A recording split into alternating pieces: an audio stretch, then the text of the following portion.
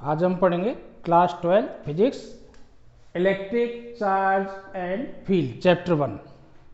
इसका सबसे पहला टॉपिक है frictional electricity.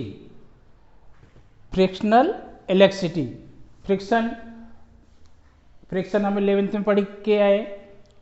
What is the friction when rubbing, then friction force is opposing the motion. Similarly, frictional elasticity means when rubbing two substance then charge develop on it, यानी charge develop, charge created on the substance due to rubbing, due to friction is known as the frictional elasticity. Charge develop by friction, charge develop due to rubbing. जब दो substance को हम आपस में रब करते हैं तो चार्ज डेवलप हो जाता है। That is the frictional electricity. अब फ्रिक्शनल इलेक्ट्रिसिटी के कुछ एग्जांपल्स हैं। जैसे हम ग्लास रॉड को रब करते हैं विद सिल्क, तो ग्लास रॉड चार्ज हो जाती है, positively charge, silk negatively charge हो जाता है। एवोनाइट रॉड रब विद कैट स्किन, तो एवोनाइट रॉड नेगेटिवली चार्ज हो जाती है और कैट स्किन पॉजिटिवली चार्ज हो जाती है।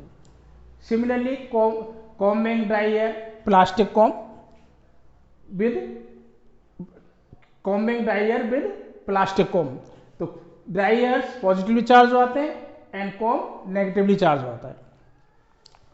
अब ये कुछ एग्जांपल्स हैं। तो कुछ सर्टेन सबस्टेंस है जब उनको रब करते हैं तो वो चार्ज हो जाते हैं। अब इसका रीजन क्या है, why these substance are charges, ये सबस्टेंस चार्ज क्यों हो रहे हैं, ऐसा क्या है। तो हमने केमिस्ट्री में पढ़ाई है, every substance is made up of atom.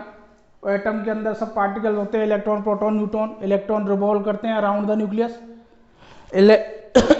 तो हम जैसे इलेक्ट्रॉन सोडियम से, सोडियम का एटॉमिक नंबर 11, उससे एक इलेक्ट्रॉन रिमूव कर गया तो उसमें पॉजिटिवली चार्ज यानी नंबर ऑफ प्रोटॉन्स इंक्रीज हो गए, इलेक्ट्रॉन की डिफरेंस हो गई, उसमें Na+, केमिस्ट्री में पढ़ा होगा आपने, Na+ positive charge ion, positive ion बन जाता है, पॉजिटिव चार्ज आ जाता है। सेम वे यहाँ जब रबिंग करते थे क्यों चार्ज हो रहे हैं, तो एक सिंपल से कॉन्सेप्ट आता है work function. Work function means minimum energy required to escape the electron from one substance या from surface of the matter. वो एनर्जी, मिनिमम एनर्जी जिससे हम किसी भी इलेक्ट्रॉन को उसको सरफेस से रिमूव कर सकते हैं, वो वर्क फंक्शन होता है। दैट मिनिमम एनर्जी, उससे ज़्यादा करोगे तब ज़्यादा एनर्जी प्रोवाइड करोगे तब इलेक्ट्रॉन रिमूव होगा। Minimum energy required to escape the electron from the substance is known as the work function. अब जब दो सबस्टेंस को हम रब करते हैं, कोई भी दो सबस्टेंस, जैसे for example glass rod and silk, तो इन दो सबस्टेंसों में जिनका वर्क फंक्शन कम है, जिसका भी वर्क फंक्शन कम है, उससे इलेक्ट्रॉन निकल जाते हैं और दूसरा सबस्टेंस उसको इलेक्ट्रॉन को रिसीव कर लेता है। अब जिससे इलेक्ट्रॉन की डिफिशियंसी हो गई, जिसमें इलेक्ट्रॉन निकल गए तो प्रोटॉनों की काउंटिंग बढ़ गई, इट मीन्स वो पॉजिटिवली चार्ज हो गया। जैसे यहाँ रबिंग ग्लास रॉड को रब किया किसके साथ, सिल्क के साथ, तो ग्लास रॉड ने इलेक्ट्रॉन सिल्क को दे दिया और सिल्क ने रिसीव कर लिए, इसलिए ग्लास रॉड पॉजिटिवली चार्ज हो गई और सिल्क नेगेटिवली चार्ज हो गई। जैसे हमने केमिस्ट्री में पढ़ा था, सोडियम आयन एक इलेक्ट्रॉन क्लोरीन को दे देता है, तो क्लोरीन रिसीव करता है, वो नेगेटिव आयन बन जाता है, सोडियम पॉजिटिव आयन बन जाता है। सिमिलरली जब ग्लास रॉड और सिल्क को हम रब करते हैं, ग्लास रॉड कुछ इलेक्ट्रॉन्स रबिंग से इलेक्ट्रॉन को दे देता है और सिल्क इनको रिसीव कर लेता है, इसलिए ग्लास रॉड पॉजिटिवली चार्ज हो जाती है और सिल्क नेगेटिवली चार्ज हो जाती है। Another example ebonite rod. Ebonite एक मटेरियल होता है, तो ebonite rod with cat skin, ebonite rod को जब कैट स्किन पर हम रब करते हैं तो एवोनाइट रॉड इलेक्ट्रॉन को रिसीव करती है, इसलिए नेगेटिवली चार्ज हो रही है, और कैट स्किन इलेक्ट्रॉन डोनेट कर रही है, जो एवोनाइट रॉड रिसीव कर रही है। इट मीन्स इसका इसका मीनिंग एक दूसरा ये भी है, एवोनाइट रॉड का वर्क फंक्शन ज़्यादा है कंपेयर टू कैट स्किन। जिसका वर्क फंक्शन कम होगा तो रबिंग में वो इलेक्ट्रॉन को डोनेट कर देगा और दूसरा सबस्टेंस को रिसीव कर लेगा। तीसरा एग्जांपल है कॉम्बिंग ड्रायर विद कॉम। अब जो प्लास्टिक कॉम डेली हम घर में कंघी करने में यूज करते हैं, तो वो भी जब ड्राई हेयर्स में हम रब करते हैं, ड्राई एयर्स में उनको रब किया जाता है तो कॉम चार्ज होता है। आपने देखा होगा, छोटी क्लास में भी ये एक्सपेरिमेंट आ चुका है। कागज के छोटे छोटे टुकड़ों को वो अपनी तरफ अट्रैक्ट कर लेता है, इसका मतलब कॉम चार्ज हो गया। या दूसरा, जब ड्राई एयर पे आप रब करते हो प्लास्टिक कॉम को, तो कुछ रबिंग के बाद आप उसी कॉम हेयर्स के पास ले जाओगे तो हेयर्स खड़े हो जाएंगे उसके साथ, यानी वो अट्रैक्ट हो जाते हैं।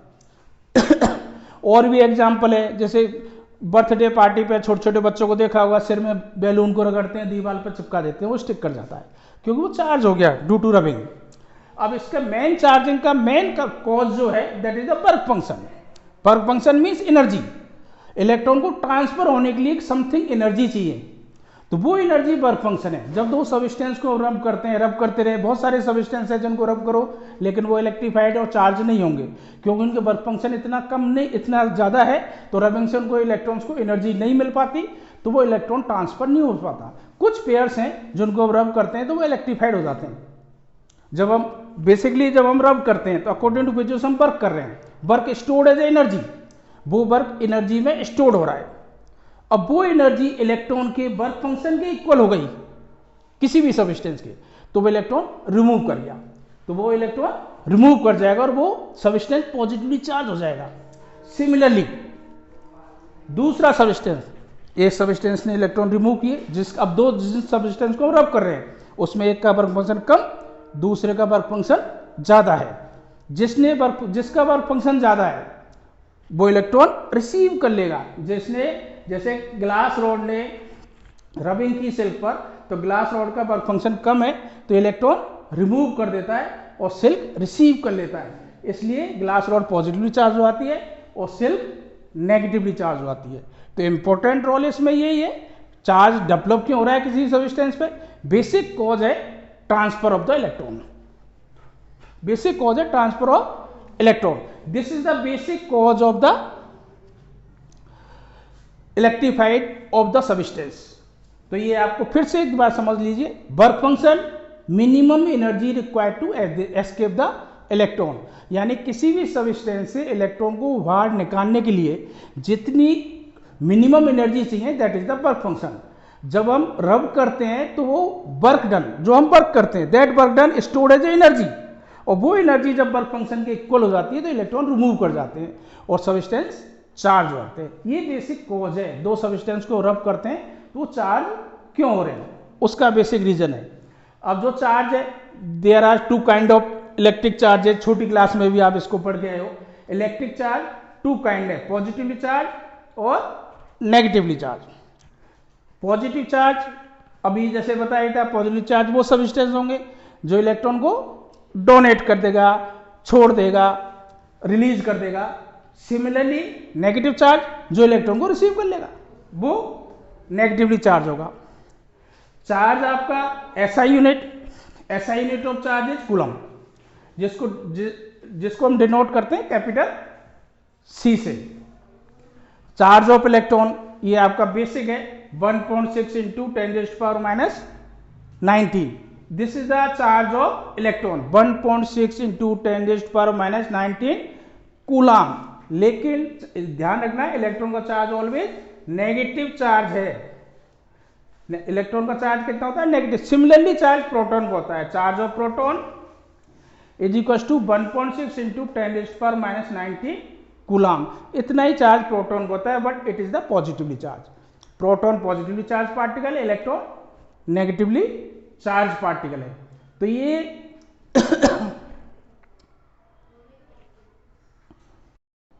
अब हम पढ़ रहे हैं property of charges. First property, charge is a scalar quantity. Scalar और वेक्टर हम 11th क्लास में पढ़ गए हैं, 4th चैप्टर। वेक्टर क्वांटिटीज वो होती है जिनमें कंप्लीटली डिस्क्रिप्शन के लिए magnitude as well as direction की रिक्वायरमेंट होती है, और स्केलर क्वांटिटी वो होती है जिनमें सिर्फ मैग्नीट्यूड की रिक्वायरमेंट होती है, डायरेक्शन नहीं होती है। तो आपका जो चार्ज है, चार्ज ऑलवेज स्केलर क्वांटिटी है, और इसको हम डिनोटेट करते हैं स्मॉल क्यू, कैपिटल क्यू, ये इसका सिंबल है, डिनोट करते हैं इसको। पहली quantity, charge always scalar quantity है, there is no need to direction to express it. Second property, like charge repel each other. And unlike charge attract each other. इसका meaning क्या निकला? पॉजिटिव पॉजिटिव रिपेल करेंगे, positive positive repel each other, negative negative repel each other, and positive negative attract each other, positive negative attract each other. Similar charge always repel करते हैं और different charge unlike charge positive negative negative positive ये attract करते हैं। तो ये इसकी दूसरी प्रॉपर्टी है, like charge repel and unlike charge attract each other. Third property additivity. Additivity means suppose ये आपका ये सबस्टेंस है, इसको हमने Q1 चार्ज दे दिया, कुछ टाइम बाद फिर Q2 चार्ज दे दिया, फिर Q3 दे दिया, तो नेट चार्ज जो होगा वो ऐड हो जाता है। This property is known as the additivity. Total charge होगा इस सबस्टेंस का Q equals to Q1 plus Q2 plus Q3। For example इसको हमने पहले दिया 1 कूलम, फिर दिया -2 कूलम, फिर दिया 3 कूलम, तो टोटल चार्ज कितना होगा? 1 coulomb minus 2 coulomb plus 3 coulomb, that is 3 + 1 4, 4 - 2 2 coulomb. This is the total charge. ये टोटल चार्ज आपका Q आ जाएगा। तो ये एडिटिविटी का मीन्स ये टोटल चार्ज जो है वो ऐड हो जाता है। नेगेटिव है, माइनस चार्ज है, तो माइनस वो सबट्रैक्ट हो जाएगा, बेसिकली सब्ट्रैक्शन वो एडिशन ही होता है। जैसे हम करते हैं 2 + -3 और -3 2 में ऐड करोगे रिजल्ट आएगा -1, तो वो एडिशन ही है, ये एडिटिव प्रॉपर्टी है। तो टोटल चार्ज सबस्टेंस का जितने भी बार आपने जितना दिया वो टोटल ऐड होता चला जाता है। This property is known as the additivity. Total charge always algebraic sum of the individual charges given to the substance. This property is known as the additivity. Fourth है quantisation. This is the important property. इससे related कई बार आपके questions भी आते हैं exam में 1 marks के। क्वांटिजेशन जैसे हमने पढ़ा था, जब रबिंग किया चार्ज डेवलप कैसे हो रहा था ऑब्जेक्ट पर, जो इलेक्ट्रॉन के ट्रांसफर से, 2 सबस्टेंस को हम रब कर रहे थे तो इलेक्ट्रॉन ट्रांसफर हो रहा था एक सबस्टेंस से दूसरे सबस्टेंस में। तो ये तो पॉसिबिलिटीज नहीं है 1/3 electron, half electron, 2/3 electron transfer हो जाए, या 1.5 2.3 इलेक्ट्रॉन ट्रांसफर हो जाए, ये पॉसिबिलिटीज नहीं है। Always electron completely electron transfer होगा। 1 electron, 2 electron, 100 electron, 1000 electron, 500 electron, इस तरह से ट्रांसफर होंगे। तो ऑलवेज जो चार्ज होता है दैट इज द क्वांटाइज्ड, और इसका basic formula Q equals to ±NE।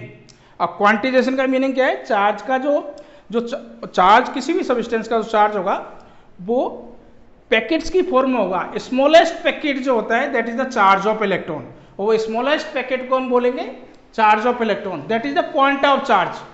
और क्वांटिजेशन की बेसिक डेफिनेशन इससे निकल के क्या आएगी? क्वांटा ऑफ चार्ज इलेक्ट्रॉन हो गया। ऑलवेज किसी भी सबस्टेंस का चार्ज इंटीग्रल मल्टीपल होगा, टोटल इंटीग्रल मल्टीपल होगा चार्ज ऑफ इलेक्ट्रॉन का। Q equals to NE, Q equals to ±NE। और प्लस साइन कब आएगा? जब कोई सबस्टेंस इलेक्ट्रॉन को इलेक्ट्रॉन को छोड़ देगा, यानी कि इलेक्ट्रॉन दे देगा। और माइनस साइन कब आएगा? जब इलेक्ट्रॉन को ले लेगा। This property is known as the quantisation.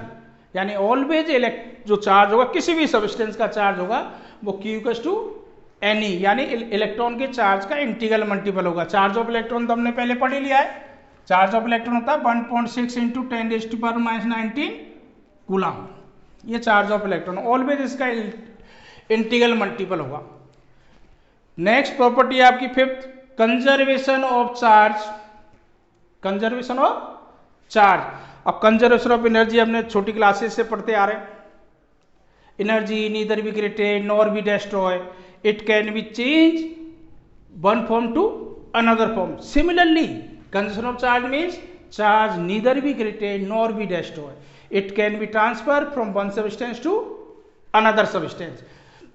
जैसे चार्ज हमने क्रिएट नहीं किया था, जब आपने ग्लास रॉड सेल को रब किया था, ड्राई एयर में प्लास्टिक कॉम को रब किया था, तो उनमें चार्ज हमने डेवलप नहीं किया था, चार्ज ऑलवेज था, इलेक्ट्रॉन पहले से थे, वो ट्रांसफर हुए इसलिए चार्ज डेवलप हुआ।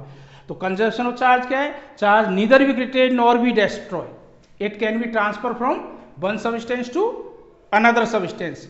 ये तो आपकी छोटी क्लास की बेसिक डेफिनेशन हुई। यहाँ हम यूज करेंगे 12th में कंजर्वेशन ऑफ चार्ज का मतलब क्या है, total charge always remain constant. अब इसका मीनिंग क्या निकला, जैसे रबिंग से पहले हम एक एग्जांपल लेते हैं प्लास्टिक कॉम और हेयर्स का। प्लास्टिक कॉम और हेयर का हम एग्जांपल लेते हैं रबिंग से पहले। रब करने से पहले कॉम का total charge before rubbing comb का टोटल चार्ज, कॉम पे total charge 0 and dry hair का total charge 0 and 0 + 0 total charge 0। Comb का भी 0 चार्ज था और ड्राई हेयर का चार्ज भी 0 था, तो बिफोर रबिंग टोटल चार्ज 0 हो गया। आफ्टर रबिंग, जब इनको हम रब कर देते, रब करने के बाद ड्राई हेयर और कॉम, तो सपोज 5 इलेक्ट्रॉन एक सबस्टेंस ने छोड़ दिए तो उसमें पॉजिटिव 5 इलेक्ट्रॉन चार्ज आ गया। दूसरे ने सपोज 5 इलेक्ट्रॉन रिसीव कर लिए तो नेचुरली -5 इलेक्ट्रॉन आ गया। तो टोटल चार्ज कितना होगा इसका आफ्टर